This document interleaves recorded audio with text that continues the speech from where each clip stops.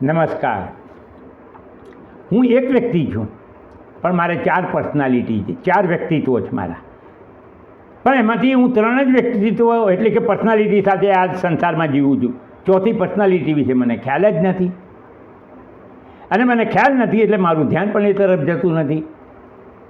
તો આપણે પહેલાં એ કઈ 3 પર્સનાલિટીઓ છે, અને પ્રોબ્લેમ એ છે કે 4 પર્સનાલિટીઓ એકબીજામાં એવી ગૂંથાઈ ગઈ છે, એવી વણાઈ ગઈ છે કે આપણને ખબર જ નથી પડતી કે હું કઈ પર્સનાલિટીમાં છું. આ 4 પર્સનાલિટીઓ કઈ છે?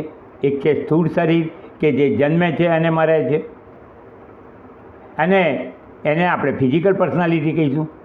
એનાથી સૂક્ષ્મ, એનાથી સુપીરિયર એક મનોમય વ્યક્તિત્વ છે, ઇમોશનલ પર્સનાલિટી, જેની અંદર આપણને લાગણીઓ આવે છે, સુખ દુઃખ આવે છે, રાગ દ્વેષ થાય છે, ભય લાગે છે, ક્રોધ લાગે છે, ક્રોધ આવે છે. આ બધું આપણા મનમાં ભરાયેલું છે, એ ઇમોશનલ પર્સનાલિટી છે.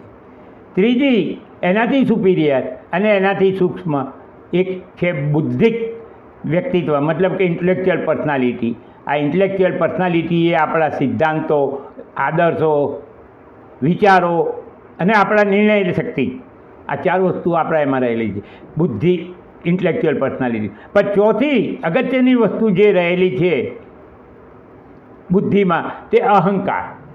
આપણો અહંકાર આ બુદ્ધિમાં રહેલો છે, અને એ અહંકારના કારણે આપણે આપણી ચોથી પર્સનાલિટી તરફ આપણું ધ્યાન જતું નથી. અને ચોથી પર્સનાલિટી છે સ્પિરિચ્યુઅલ પર્સનાલિટી, મતલબ કે આપણું આધ્યાત્મિક જગત, આપણું અંદરનું આત્મક્ષેત્ર.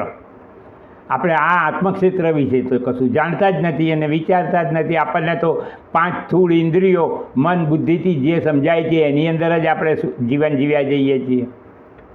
કેવી વિચિત્ર વાત છે કે આપણે જે છીએ, આપણે આત્મરૂપ છીએ. આપણે આ શરીર, મન, બુદ્ધિ નથી, છતાં પણ આપણે એમ માનીએ છીએ કે મને મારું હું એટલે આ સ્થૂળ શરીર, હું એટલે મારી આ લાગણીઓ, મારા સુખ દુઃખ, મારા રાગ દ્વેષ, અથવા તો મારા વિચારો, મારા સિદ્ધાંતો, આવું બધું.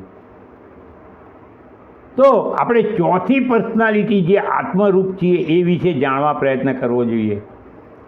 મારા ભાઈઓ બહેનો, જો તમને આધ્યાત્મિક ક્ષેત્રમાં રસ હોય, તમને નવું કંઈક જાણવાની ઈચ્છા હોય, તમને વધારે ડિટેલમાં જાણવાની ઈચ્છા હોય, તો મારી યુટ્યુબ ચેનલ ભગવદ્ ગીતા જીવન મુક્તિનો માર્ગ, આના ઉપર વિડીયો નંબર 288માં આ જ વસ્તુ તમે 22 મિનિટની લાંબા વિડીયોમાં સાંભળી શકશો.